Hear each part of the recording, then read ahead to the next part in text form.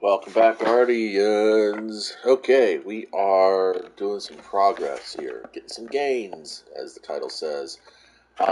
Just to uh, just to kind of bump the XP a little bit, get that season pass wrapped up before the actual season wraps up in about 40 days.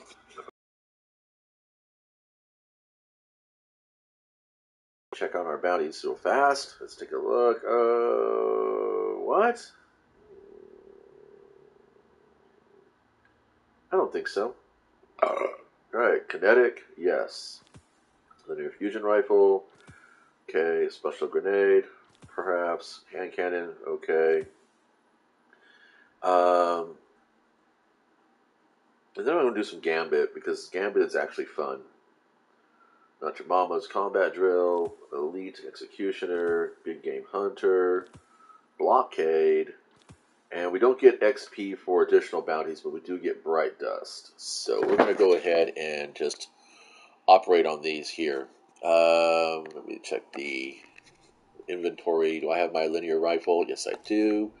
Do I have a breach grenade launcher? No, I do not. Well, I do. I have this one.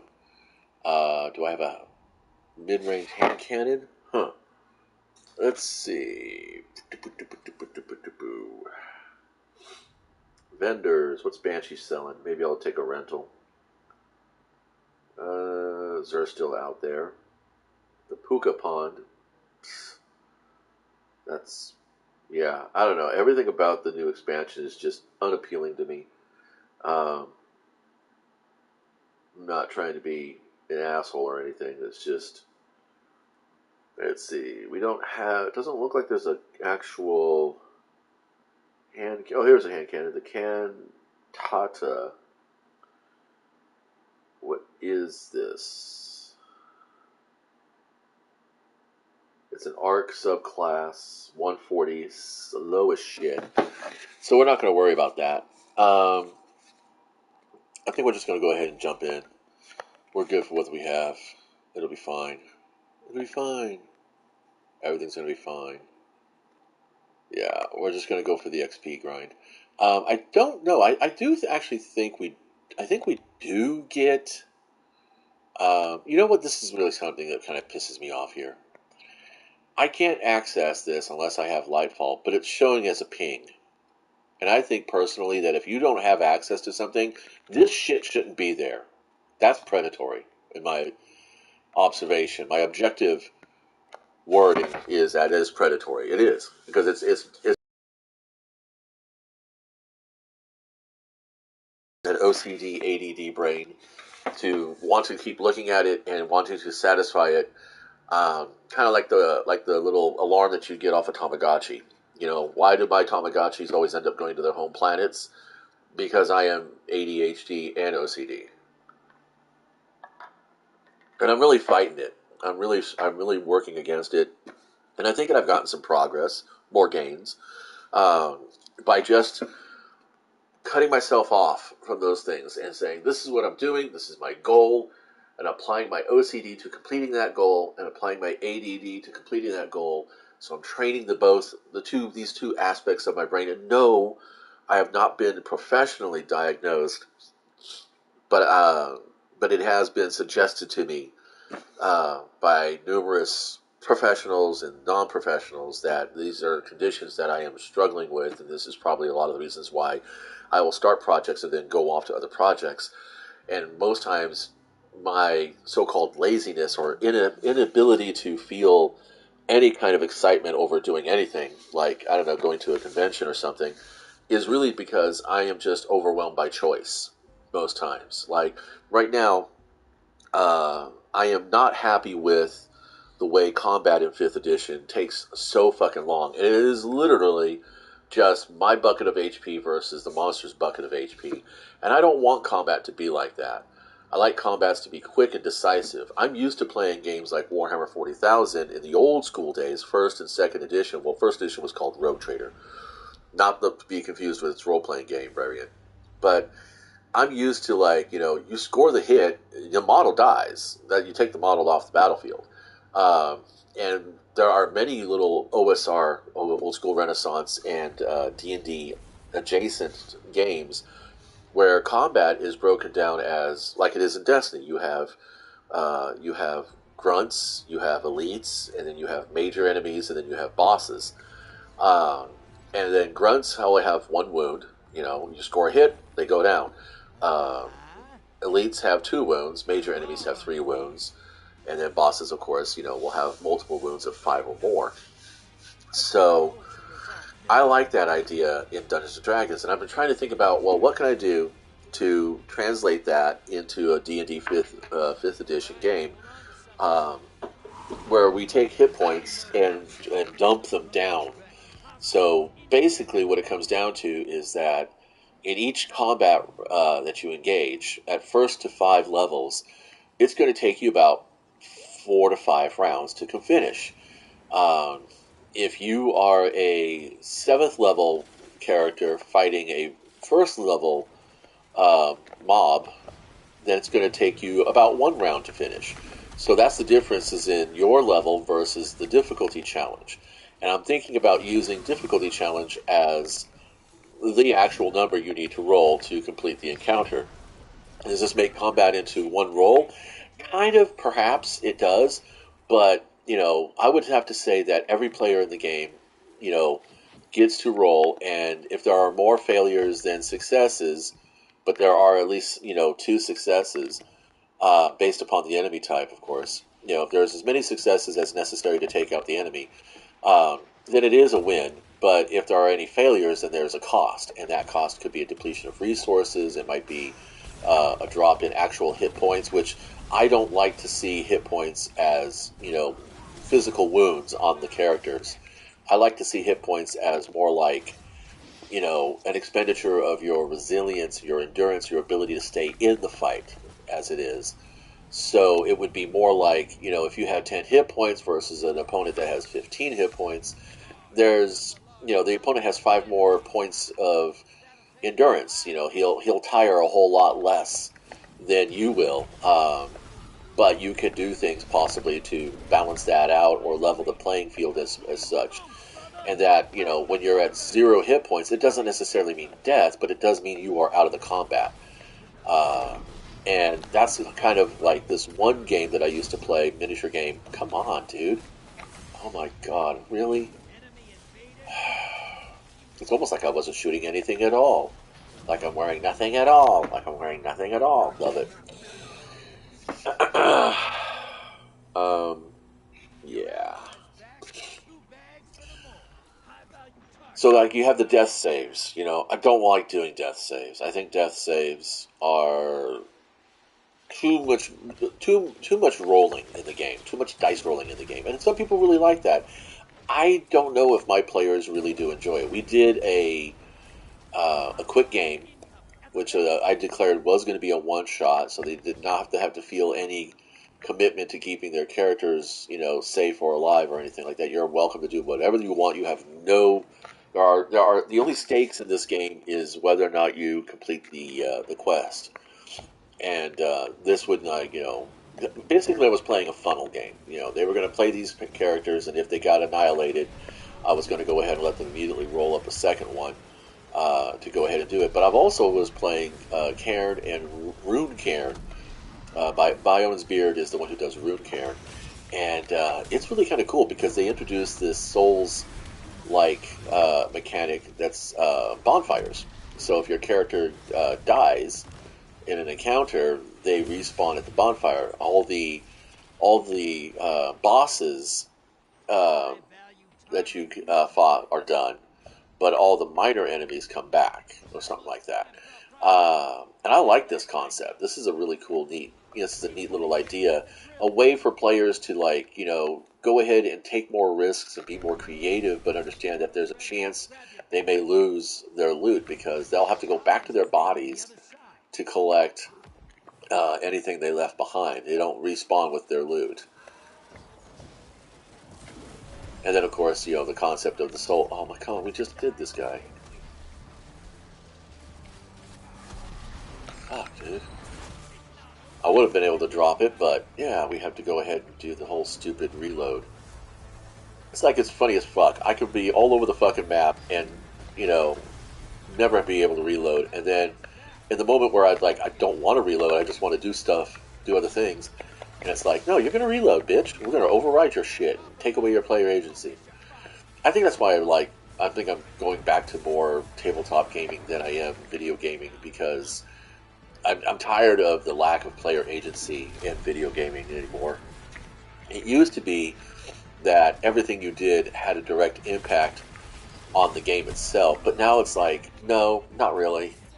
It's really more about, whether or not we think you're progressing too quickly, and are you not committing enough to to a variable win condition. So anyway, back to the whole thing about using skill challenges and modifying the whole combat experience, because when you think about it, combat is nothing more than an actual skill challenge. Skill challenges were a thing that was introduced in D&D 4th edition, and I actually like the idea.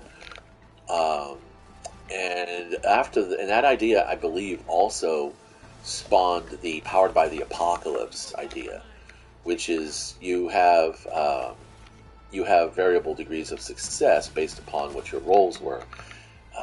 When I found Ironsworn, they did a similar mechanic where you rolled a d6 and added an attribute bonus to it, and then that was rolled against two challenge dice, which were d10s. So the chances of you getting a weak hit, which is like, one die that's equal to or over, and one die that's less than, are pretty consistent. And what a weak hit is that you do get some success. You mark progress is what they call it.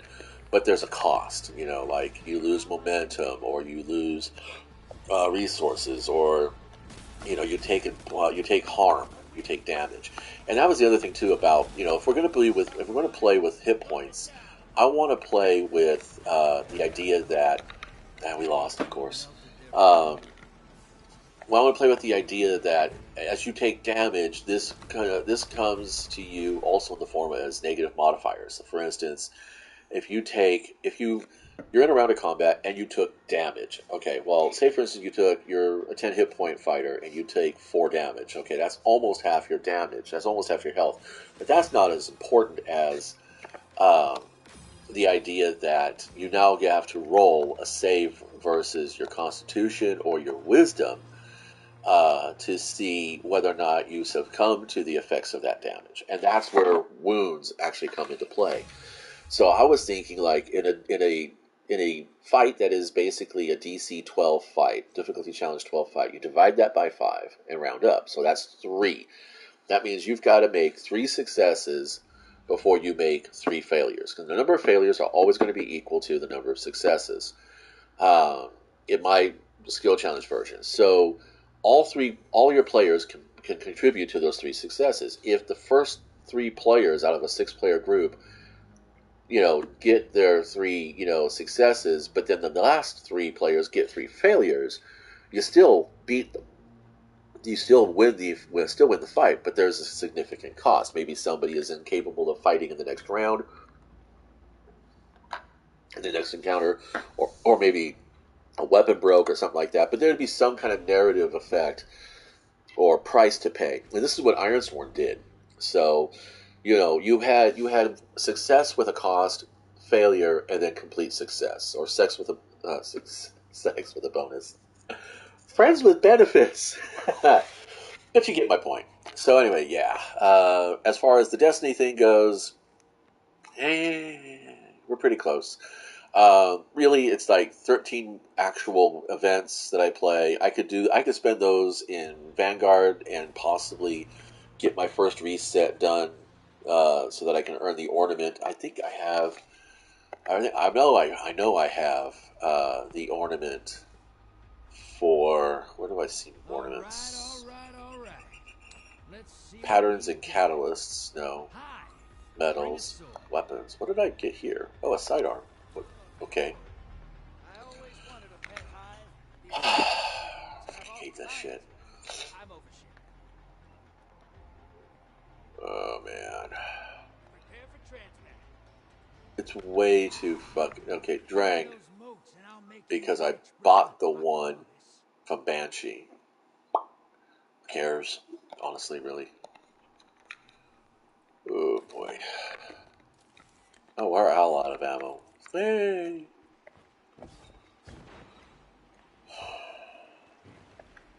Really should just put Gambit in the Crucible playlist and make it a fucking special event that comes around twice a month. Or make it maybe be a weekend thing. You're too cheap to buy the expansion, so you can play Gambit. I don't know. Maybe if they made Gambit a premium event, like they did Trials now, maybe people would be more inclined to really want to commit to it. But I mean, let's be honest. I mean, Crucible in this game is so fucking casual. People sweat their asses on it, and it's like, you know what? It doesn't really matter because it's all random. Even if I came in here with a full fire team of friends, oh my lord, people. Even if I came in here with a full team of full fire team, I'd still have to deal with the randomness of what enemies we're going to have to face, or what opponents we're going to have to face. It's all going to be very out in the air in the open.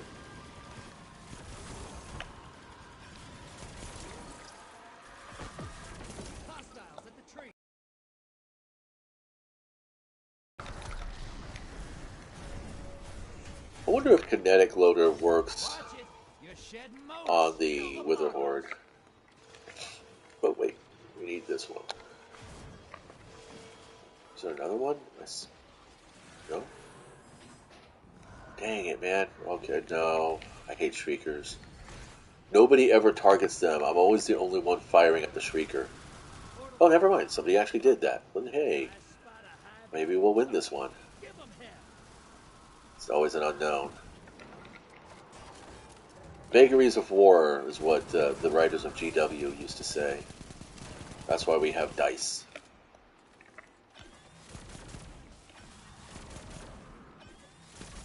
Wow, full clip on the fucking knight. That is just bullshit.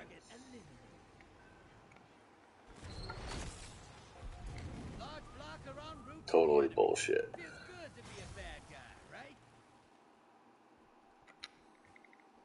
God damn it, dude. You're a hunter. Just come straight the fuck up. What the hell? I don't fucking understand that.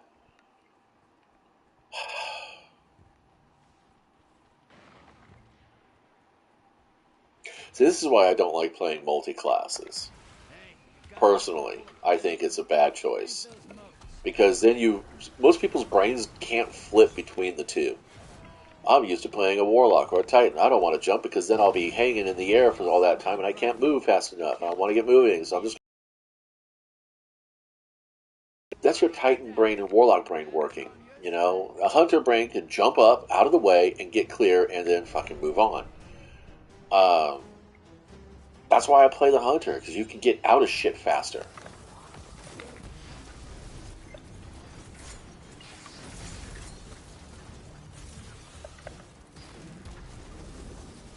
Just die.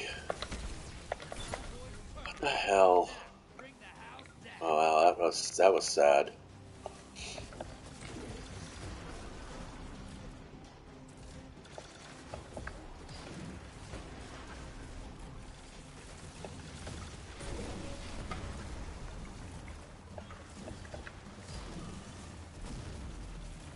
I'll switch over to the Malfeasance in a few seconds.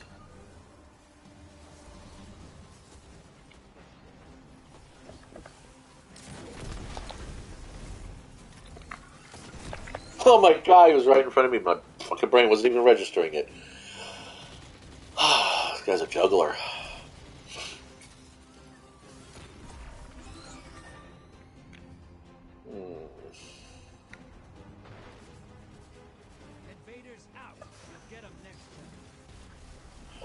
Alright, now it's time for the Malfeasance. Wow! Guess I'm the only target on the battlefield worth shooting. Must be nice.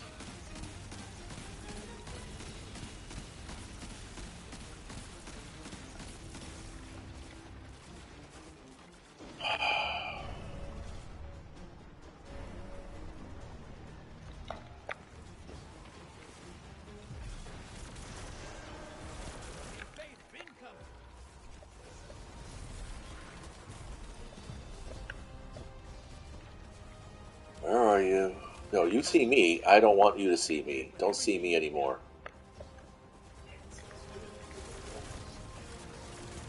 The barbecue? Yeah. Okay, so Oh my fucking god, these guys. Fucking A. Oh,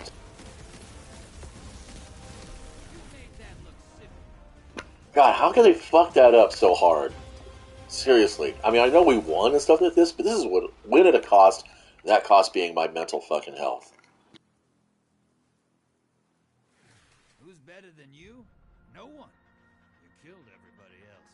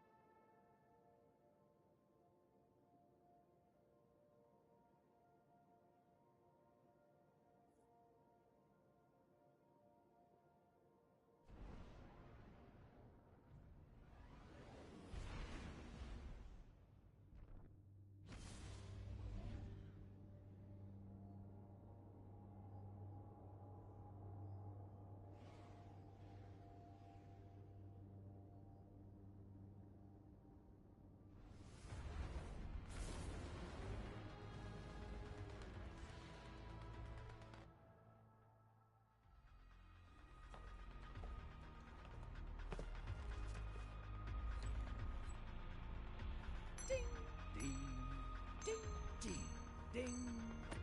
Hi, bring a sword. Must be bad guys. The Hive die just like everything else. You just gotta find the soft parts.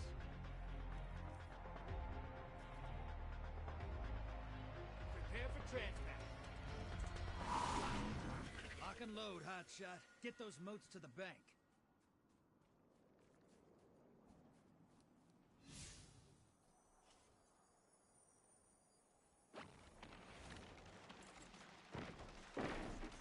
The cool thing about doing gunsmith bounties inside of Gambit is that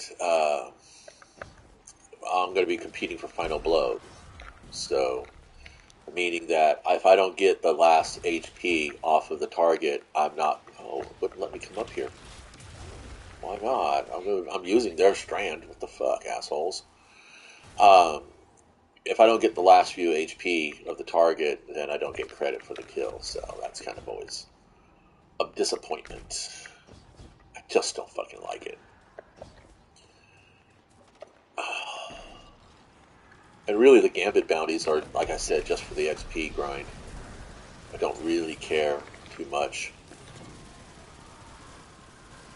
I just want the win. I don't even need the leaderboard. I don't care about the leaderboard. I haven't cared about the leaderboard in fucking forever. Come on, fuckers. Jesus. I don't really understand. What the hell? See how easy it is? You just jump the fuck up. Get the fuck out of the way. Everybody gets to do their thing. Everybody gets to play. Okay.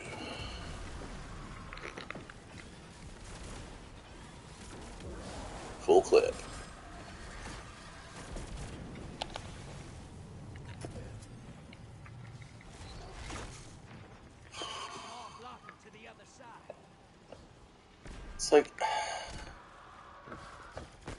They're gonna fucking give our combatants all that fucking health, and then they're gonna fucking sap all our fucking ammo. I hate the fucking ammo economy in this game. I really fucking do. I mean, in Conan Exiles, you know, you have to make your own arrows. That is a given. That is a thing. So, and that's cool. I don't mind that, you know. But Conan Exiles is not a power fantasy. It's a survival fantasy game. You know, it's about, you know, you versus the direct elements working against everything. And so having finite number of arrows is kind of, you know, important. I mean, even in a game like, you know, Ironsworn, uh, there's a thing called supply, and you know your bow and arrows are counted in that. Your arrows are counted in that and stuff like that. Your healing herbs and everything else. And when you go to, you know, use one of those items, you have to roll versus your supply, and it's kind of a neat little mechanic, and I like it. Um, I've been modifying it though. I recently discovered the mechanics for usage dice, and I think that's fucking even better.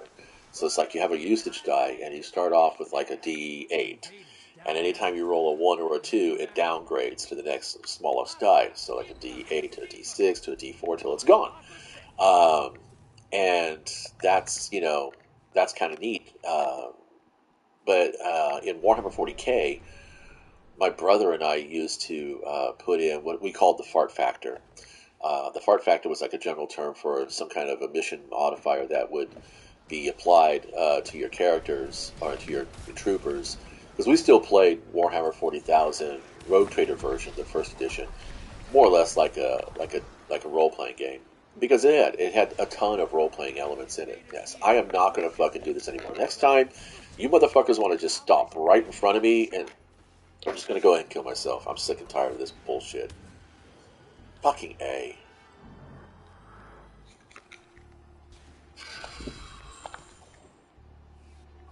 This game's starting to get on my ass now.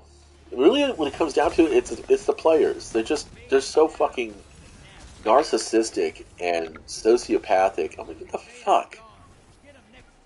Who cares?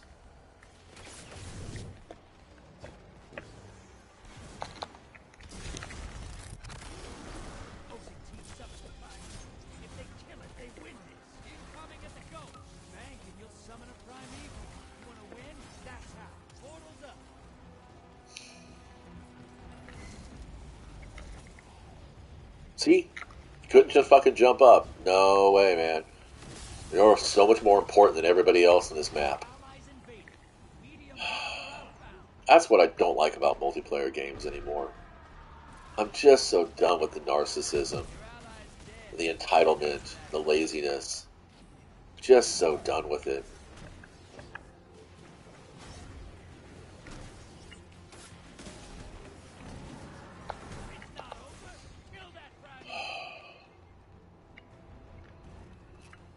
Yeah, it took you forever to fucking load, didn't it? That should never be a problem. Should never be a problem. Loading ammo should never be a fucking problem in a first-person fucking shooter.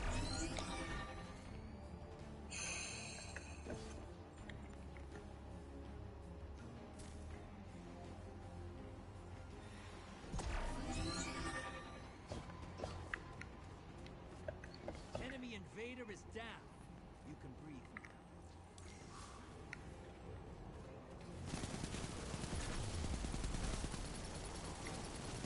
Convoy's taking a dirt nap. Prime Evil's house.